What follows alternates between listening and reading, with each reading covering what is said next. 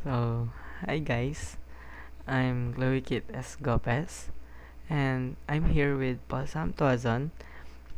Our title is Minecraft, that includes a guide to proper rice grain planting. So, we have here a scenario. Si Juan daw ay sumama sa farm at gusto niyang tumulong at para makakuha ng extra money. But there's a problem. His coworkers are very busy and wala silang sapat na oras para turuan siya kung paano magtanim ng palay. Because of this, one struggles to learn the proper way of planting. He wants to be helpful on the farm and assist his coworkers properly, especially since he hopes to earn more so he can buy the things he wants. So, we created an app to solve his problem. To address the difficulty of learning the proper steps in planting grains. Alam naman natin na ang pagtatanim ng palay ay hindi ganon kadali. And even a small mistake can affect the quality of grains during harvest. Because of this, we develop a simple step-by-step para matutunan natin ang correct procedure and ma-achieve natin ang better harvest results. Para saan nga ba itong app na ito at paano ito nag-work?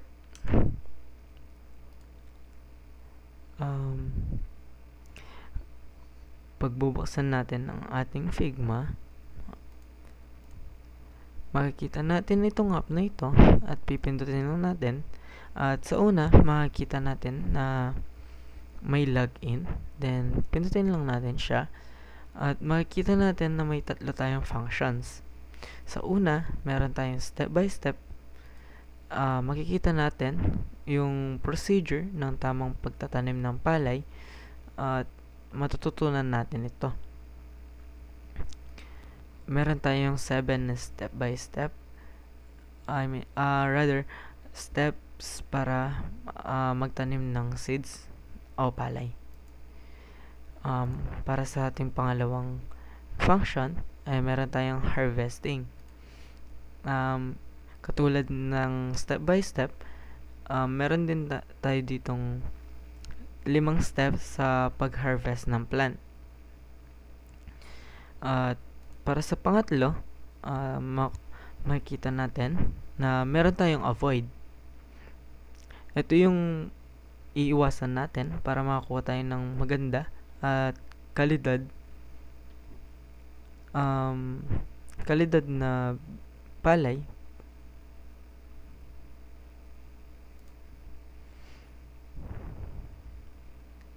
At yun. So let us hear Paul to present the benefits of created app.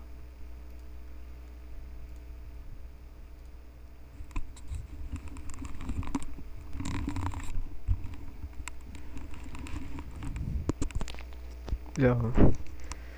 So dito, ano nga ba yung pangunahing benefits ng pagtatanim?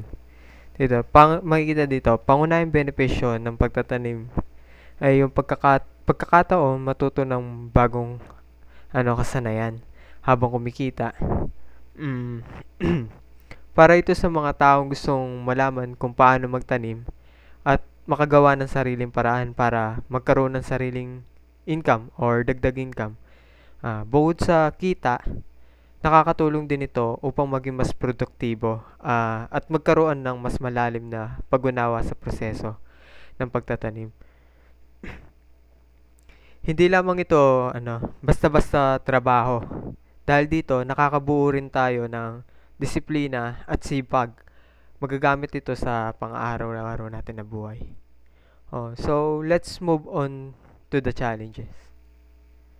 Dito, ipinapakita sa slide na ito yung iba't ibang hamon ng nararanasan ng mga farmers kapag nagtatanim sila. First, challenges to heavy rain or big storm.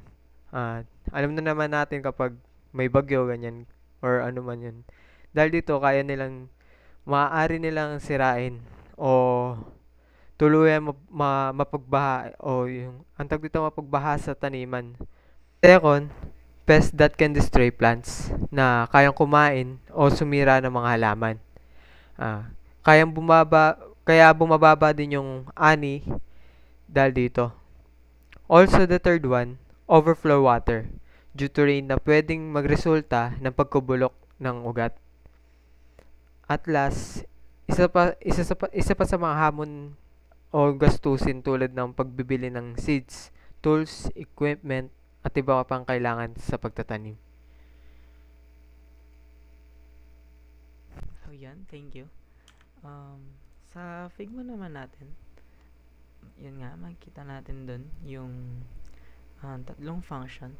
Para lang sa karagdagan. Um, may simpleng mga ginawa lang dito sa Figma tulad nito. And ito.